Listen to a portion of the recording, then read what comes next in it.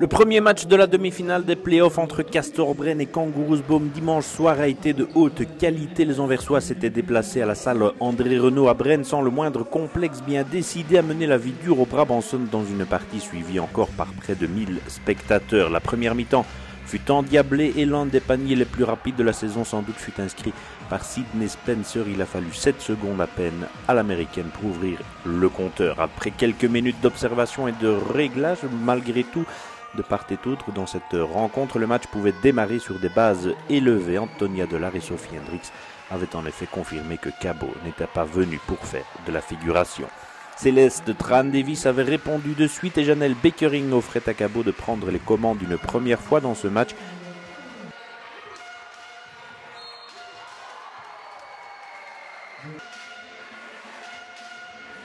Marjorie Carpréau allait imprimer le tempo allant soit elle-même jusqu'au bout, distillant l'une de ses 10 passes décisives à Céleste Tran-Davis par exemple. Le niveau allait crescendo au fil des minutes et si Vreni Van Driel trouvait la bonne distance à 3 points pour Kangaroosboom, ce fut le cas aussi dans la foulée pour Sidney Spencer du côté brennois. Avec ensuite un beau mouvement de Merike Anderson, un stop et le shoot dans la foulée de loin de la belle ouvrage pour 17-18. Affiché au marquoir. Castorbren démontrait qu'il voulait imposer sa loi chez lui. Sidney Spencer allait inscrire 20 points dimanche soir et Janelle Beckering pour Kangaroosboom allait tenter de s'accrocher. Bren eut aussi le bon goût plusieurs fois d'inscrire presque sur le buzzer avec par exemple Kim Mesdak qui fixait la marque à la 10e à 22-16.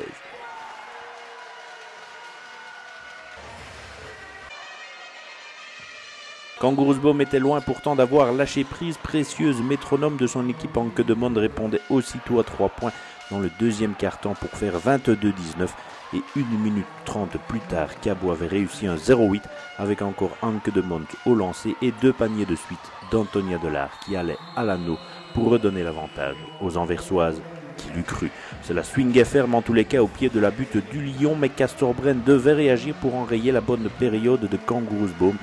Message reçu par Kim Mesdak, même si Anke de Monte lui répondait à nouveau. Céleste Tran-Davis avait aussi remis les Brennoises dans le bon sens, mais Kangaroosboom tenait décidément le bon bout dans ce deuxième quart-temps. Yasmina Rossel, 15 points dimanche soir alignée à longue distance pour faire 28-29 et l'on ne jouait à peine que depuis un quart d'heure dans ce duel. Ce deuxième quart-temps fut celui de Kangaroosboom. En effet, Bren évitait surtout de se faire distancer. Sidney Spencer et Merike Anderson, une fois n'est pas coutume, devaient courir après le score. Inédit à domicile pour les Brennoises.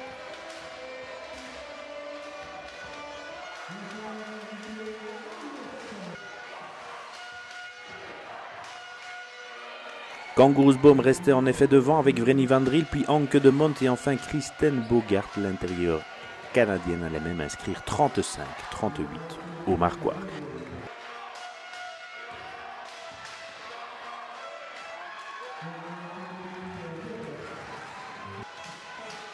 Il fallait toute la justesse de Sidney Spencer avec un 8 sur 13 à distance dimanche soir et qui égalisait surtout à 38 partout une première fois, puis égalisait une seconde fois après des lancers d'Anke de Monte pour renvoyer tout le monde au vestiaire sur un imposant 40 partout.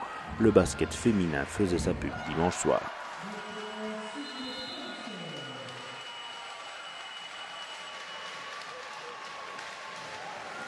Duel intense mais toujours loyal, cette demi-finale allait changer un peu de physionomie en seconde période. Castorbren allait resserrer sa défense et se concentrer d'abord là-dessus.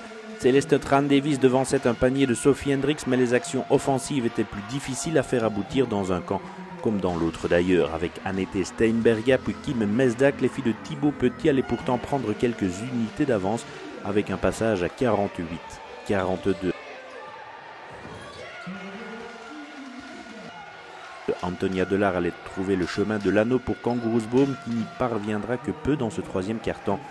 Sidney Spencer ajustait encore pour faire 52-46 pour Bren après 5 minutes de jeu dans cette seconde période. Castorbren avait repris le contrôle du match et sur un beau mouvement que ponctuait la lettonienne Annette Steinberga, le marquoir affichait 54-46 pour les Brabançons. Il était temps pour Sven Van Kamp et son successeur de réagir. Cabot n'avait en effet inscrit que 6 points en près de 7 minutes depuis la reprise. Face à l'intensité défensive de Bren, Cabot avait un peu de mal. Céleste Tran-Davis puis Annette Steinberger encore affichait 58-50 après 2 lancers de Vreni van Driel et l'écart allait atteindre les 10 unités avant que Yasmina Rossel ne réveille ses troupes. Avec une bombe tout d'abord, puis un panier bonifié ensuite. En 2 actions, la Flandrienne avait inscrit 6 points et rapproché surtout son équipe à 60-56. Le match était loin d'être fini.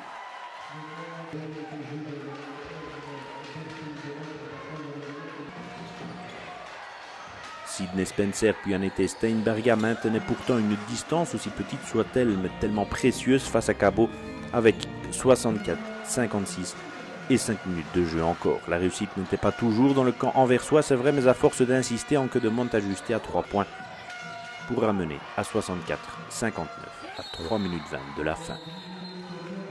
Sans paniquer devant les velléités de retour de Cabot, Castorbren restait bien discipliné. Meriky Anderson donnait le coup de rein nécessaire ensuite, et si Yasmina Rossel ne tremblait pas sur la ligne des lancers, un panier de Céleste Tran-Davis donnait une orientation à la fin de partie. Une orientation brennoise car à 2 minutes 24 de la fin, le marquoir allait indiquer 70-61 avec Marjorie Carpreo. Castorbren pouvait désormais voir venir grâce à sa capitaine avec encore 75 secondes à jouer. D'autant que les Brennoises allaient convertir leur lancer franc par Kim Mezak, Sydney Spencer, l'une à la suite de l'autre. Score final 76-65 dans une rencontre qui a atteint une qualité encore rarement vue dans les playoffs en championnat de Belgique. Castorbren mène 1-0, mais la deuxième manche promet de bien belles choses quoi qu'il arrive samedi prochain à Beaume. On a pris 40 points en première période et je pense que la deuxième période on a bien resserré. On n'était pas en mode play-off en première mi-temps défensivement et Beaume nous a montré l'exemple à ce niveau-là. Donc je suis content de la réaction de la deuxième période et puis ce qui est important c'est de l'emporter et c'est ce qu'on a fait. Vous l'avez fait, mais il a fallu aller arracher cette victoire dans un match de très haut niveau quand même. Oui, je pense que c'est un match de haut niveau et Beaume, et je l'ai dit avant le match, je pense que Beaume est vraiment une des vraiment plus belles équipes du championnat.